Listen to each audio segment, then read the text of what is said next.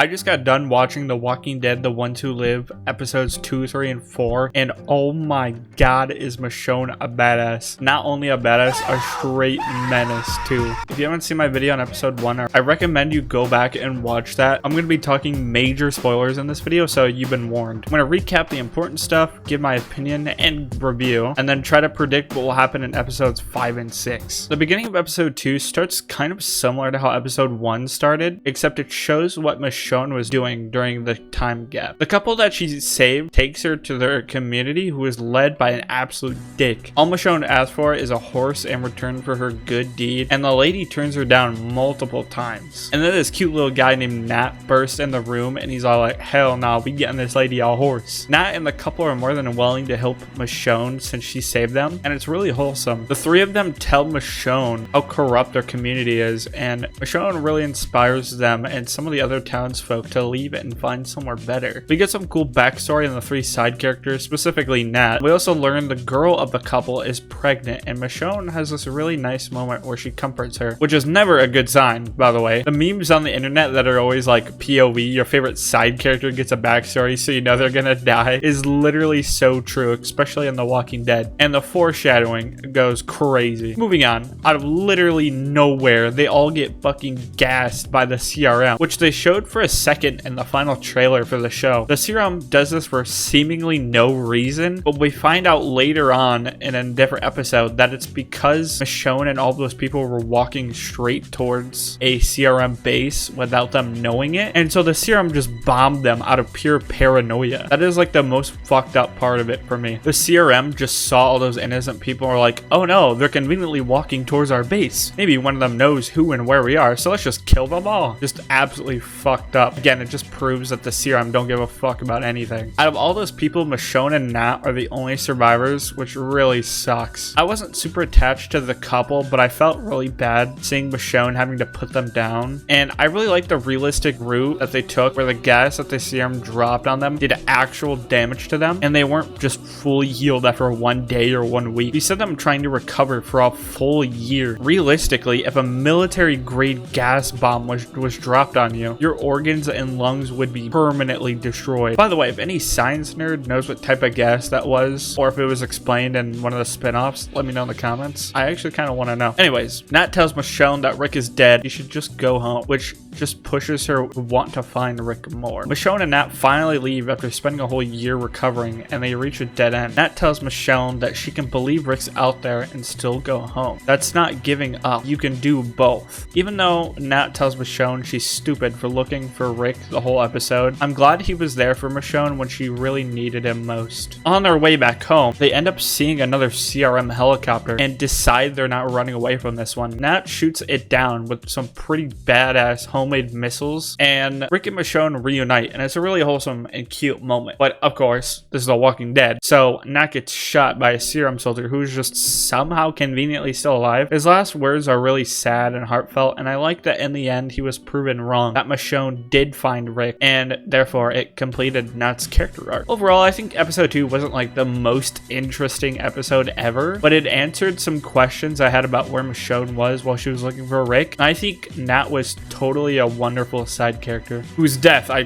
completely saw coming from a mile away. I definitely think I would have still seen it coming had not all 3 deaths in this episode been spoiled for me before I even saw the episode. For some fucking reason, AMC really doesn't care about spoilers, so they posted this image that was like a tribute to The Ones Who Live, except live was crossed out and it showed Okafar, Nat, and the couple, and I was just there like, bruh, come the fuck on. The episode didn't even come out that long ago. And AMC did this a lot when the main show was airing on television. They would just post spoilers like the second the episode would air and have no regard for people who couldn't watch it the second it came out. Anyways, tangent over. Moving on to episode 3, which is where stuff gets very interesting. Episode 3 starts with a flashback when Rick first arrived at the CRM and talking to Jadis about how she saved him against his will and just to trade his life for her own gain. And then it transitions to now with Jadis waiting for Rick in his apartment. Up until this point, I had been really wondering when she was gonna show up, and I was not disappointed. Jadis tells Rick that she's not stupid. If Rick and Michonne try to escape, she's gonna have Alexandria bombed. Rick tells Jadis she didn't care before. What changed? Jadis says before he knew he couldn't escape by himself, but with Michonne, they could do anything. anything. I thought it was extremely interesting seeing Jadis kind of go back to playing the villain character. We then see Michonne as a consignee. Rick gives Michonne a plan to escape, except he doesn't go with her. Rick tells Jadis that he helped Michonne get out and he'll stay to save her. Jadis tells Rick she doesn't believe for 1 second that Michonne would leave without him, and of course, Jadis is correct. Again, I did save your life.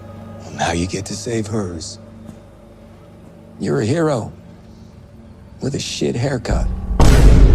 Michonne finds out he tried to make her leave without him, and she goes back to the CRM, tells Rick he's stupid for thinking she would leave without him. Rick tells Michonne that she just doesn't get it, and he's trying to save her. The character of Thorn, who had taken Okavar's place as a general, noticed that there was something off about Michonne. At the end of the last episode, Michonne gave everyone a fake name, and basically pretended to be a bad fighter that relied on other people to survive. There's a really good and intense scene between Thorn and Michonne, and at one point Rick thinks Thorn figured out that Michonne was lying, so he pulls a gun on her. The whole scene is just really good. The three of them end up going on a mission. Now, I'm just gonna kind of skip over because it's not all that interesting, and I really want to talk about the ending of the episode. After the mission is over, Rick pulls Michonne over to the side and essentially breaks up with her. It was a dick move, but I understand why he did it, which we'll talk about more in depth for episode 4. What I was not expecting was for Michonne to pull this motherfucker out of a goddamn helicopter. Jesus Christ, that is not what I was expecting, but to be fair, he did deserve that. You don't get to say what he did to Michonne and get away with it. And honestly, that's probably one of the best cliffhangers I've ever seen on television. On episode 4, which was entirely written by the actress that plays Michonne, the episode starts with Rick, Michonne, and some kind of abandoned community that has like water and power, everything, and it kind of reminded me of Zona from Z Nation. By the way, shout out to Denai for writing this whole episode, because her writing brings a sense of realism to the whole episode that I honestly don't think they could have achieved otherwise. Majority of the episode is just Rick and Michonne going back and forth. Michonne telling Rick, let's go home, but Rick is like, we can't. Jadis would bomb Alexandria, and then Michonne is just trying really hard to get through to him with a bunch of different things. She says they should just kill Jadis, but Rick says they can't. Michonne even tries to guilt trip him about being away for Judith from years. And then Michonne finally tells Rick that he has a son that he never knew about named RJ, and that RJ would actually call Rick the brave man. Rick essentially says that he doesn't care, nothing will change his mind. The only way to save Michonne and everyone back home is if Rick stays with the CRM. Michonne says that's bullshit and there's something he's not telling her. The entire episode is so well acted, it makes me really upset that Andrew Lincoln does not have an Emmy. Like, come on, give it to him. He deserves it. Like I said before, the dialogue and the way Rick and Michonne interact in this episode is so realistic, and it genuinely feels like a real wife and husband are trying to work out a serious issue in their lives together. It also makes me feel like my mom and dad are fighting. It makes me sad. Michonne threatens to leave Rick and storms up by herself, and Rick sits there for a minute and then finally decides to run after her, which made me so happy. I'm really glad he did that. It shows that he truly cares for Michonne, but he also really believes in all the bullshit he's saying. Rick and Michonne try to get out of the building while fighting off walkers, but a part of the ceiling collapses on them, trapping Michonne under some rubble. Obviously, I knew they weren't gonna die, but I really like this scene because it just further proves that Rick would genuinely die for Michonne, so he really does believe he's saving her by making her leave without him. The whole scene with Rick trying to get Michonne out of the rubble while fighting off walkers is so well made. It really reminded me of that cave episode from season 10 of the main show. I really loved that episode because it brought such an intensity and made the audience extremely anxious, which is also what the Rick and Michonne scene is kind of doing. After they get out of the rubble, they make it to a safe part of the building where they make up. I mean, to be fair, the show is exclusively on streaming and not live TV, so having a sex scene makes sense. The part of this scene that makes me laugh the most is that the building is basically collapsing, and they're just telling the building, wait 1 second, we gotta fuck first before you collapse.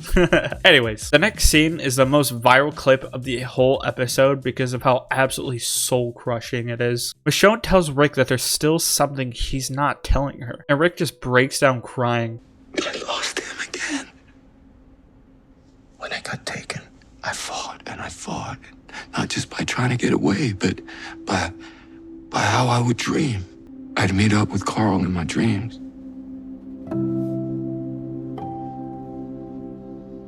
And that's how I survived in here.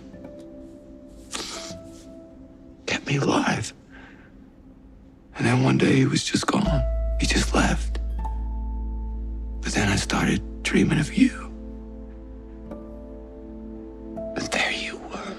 You and I fell in love in different ways. Bro, I'm borderline in tears just thinking about the scene. Michonne pulls out a drawn picture of Carl that she got in the last episode for him, and it's just a beautiful scene of him remembering Carl's face and everything they went through together. What would Carl say if he were here? That line especially is just soul crushing. If you guys have seen my other videos, you would know Carl was basically my favorite character before he died. I thought his death was just really stupid and petty, so I'm really glad they're using Carl's death in a very nice and sweet way in the show. Michonne says that it's been pure hell for both of them the last few years, and it can't all be for nothing. They gotta figure out a way to protect their home together without going separate ways. Nothing makes me happier than to finally see Michonne and Rick work it out and be together again for real this time. It felt very earned. It didn't feel rushed at all. They took the whole episode to do it, while using the past episodes to build up to it. Rick and Michonne then epically battle their way out of the collapsing building in the most badass way possible. They finally get outside and manage to hotwire a car, and then they drive away. I think this whole episode is extremely well acted, very well written, and just a very rewarding episode in terms of the show. Scott Gimple, the showrunner of The Ones Who Live, actually confirmed there will be someone from the main show appearing in either episode 5 or 6. A lot of people think it'll be Daryl or Morgan. I think most likely it will actually be Morgan because he left Fear the Walking Dead specifically looking for Rick. It would be cool if it was someone that was just totally unexpected like Judith, or even someone like Negan.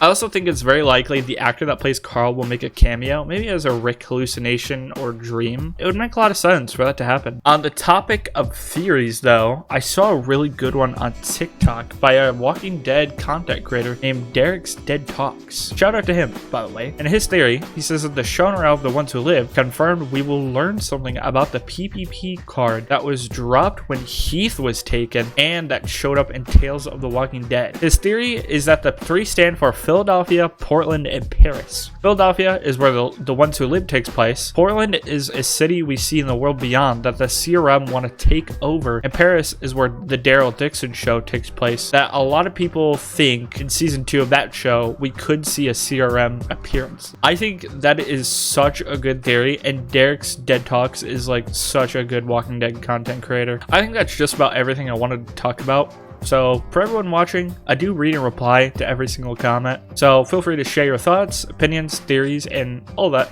stuff in the comments. Some of you on my last video were like, hey, dumbass, you forgot a couple of important details. And to those of you that did that, thank you. I actually appreciate it because sometimes I do miss some stuff. Anyways, thanks for watching, and I'll be back soon with a video on the final 2 episodes.